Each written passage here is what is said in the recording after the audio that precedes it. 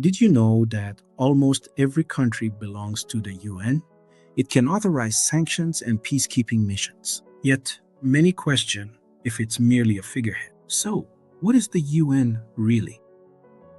The United Nations officially began on October 24, 1945. It was born in the shadow of World War II, aiming to prevent future conflicts. Today, there are 193 UN member states.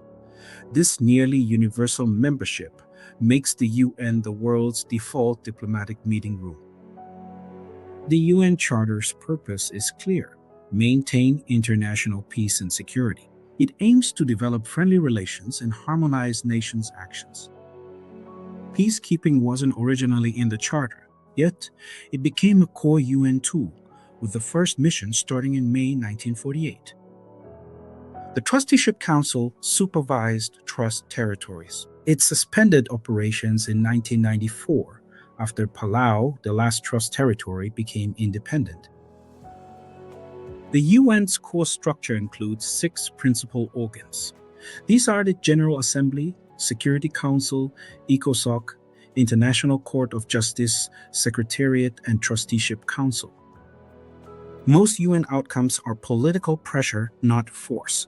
The Security Council can make legally binding decisions, unlike the General Assembly. Critics argue the veto can deadlock the Security Council. This can undermine credibility, especially when permanent members block action. The UN is a large system of bodies working on health, food, and more. Often, this is where the UN has the most practical impact. Some call the UN a figurehead because it can't enforce peace without member state consent. Bureaucracy can slow urgent action. Critics point to moments where the UN looked more like a forum than a force. In Rwanda, 1994, a UN independent inquiry concluded the UN failed the people of Rwanda during the genocide, citing fundamental shortcomings and lack of timely, robust action. Next, in Srebrenica 1995, the UN later acknowledged failures tied to the Safi area policy that did not protect civilians. And in Syria 2011 and ongoing, repeated Security Council deadlock, including vetoes on measures tied to chemical weapons accountability and humanitarian access, fed the perception of paralysis. Finally, in Myanmar Rohingya 2017 and ongoing, rights groups have criticized the Security Council's limited, delayed action amid mass displacement and atrocity allegations.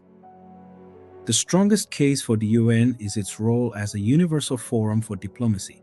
The debate is about reforming its structure to match today's world. In summary, the UN is both powerful and criticized. Its effectiveness is debated, but its role in global diplomacy is undeniable. By understanding the UN's structure and challenges, you'll appreciate its complex role in world affairs. Let's continue exploring global history. Follow for more insights into the Security Council, the veto, and the need for reform. Like and share for more on this channel.